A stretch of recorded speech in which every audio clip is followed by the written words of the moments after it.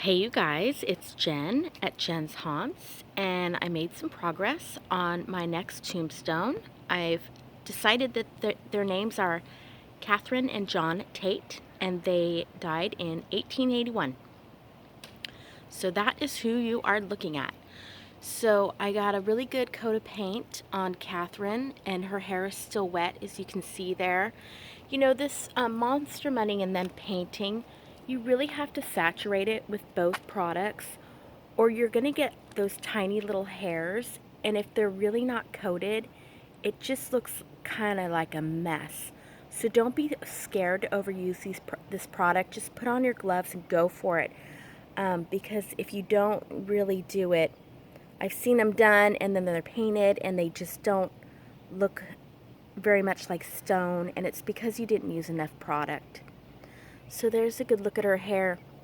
In the past, if I'll do a monster mud project that's laying down, I'll take paper towels and I'll dip it in dry lock and I'll fill the holes to make sure that water doesn't sit or bugs don't get in the hair.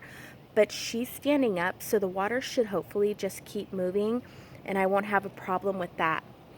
But I think this is looking really great. You know, after this dries, I'll start doing the gray painting, and I'll do some dry brushing on her, and I'll try to decorate this tombstone, you know, so it looks more like stone. And then as far as the lettering goes, I think I'm just going to put Tate at the bottom, and I'm probably going to go to Michael's and see if I can buy letters. I'm just not very good at carving words, and I don't want to get it done and then, you know, not be happy, and I don't want it to be a mess. So this is John, and John is just the frame, and I had this top hat because I have the coachman that sits on top of my hearse every year, and I cut his hat in half, and I put great stuff in there. I cut the back off the head, and then I had a gap, and I needed to make sure that it foamed up really well because I don't want water in the hat. So that's all closed up with great stuff, and then I had to shave it down with a heat gun or you know, a razor blade or whatever, and get that as smooth as I could. Oh, there's a spot with no paint. So I did put a little bit of a neck bone in there. I think that'll be a small detail that most people won't notice, but it's there. And this tie I just made out of a bit of ribbon that I had, and it was really important to me that it was puffed up and not flat. So I glue gunned it into that shape, and then when I stuck it on there, I stuck my finger in there and painted it and made sure it stayed puffed up. So these hands were from an old skeleton that was super broken, and I took his fingers, they were all broken, I put them back together with wire and a glue gun, and that was great too because I was able to manipulate the fingers how I wanted. And then I just put a little glue in the finger joints if there was a dead space. And so here he is. I think he looks good, and I think I may be able to do some bit of poetry or something down here. I'll also do moss on these guys after they're all painted and it's said and done.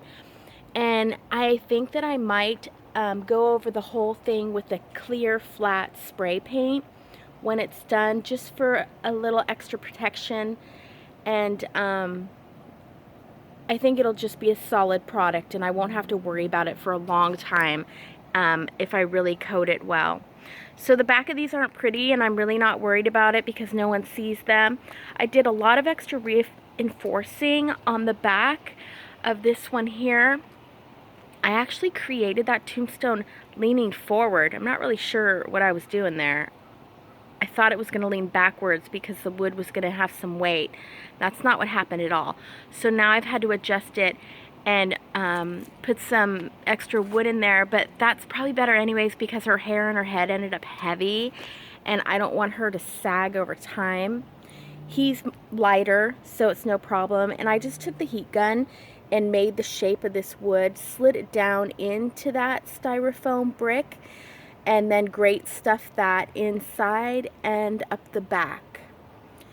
So that's what I did on both these. I will anchor these with something. I could always, you know, I was thinking about it, I could put some kind of black sandbags. I think I've seen the Davis Graveyard use those just for their projects, but if I just got a little weight on the back, I think that that might do it. But you know, I'll deal with that when I get there. So here you go, you guys. This is Catherine and John Tate, and they passed away in 1881. So once I get the paint started, I'll do another video. Thanks all you guys on Hunter's Hangout who liked my pictures that I put up last night. I always love the encouragement and the comments. Alright, you guys, have a great rest of your day, and I'll talk to you soon.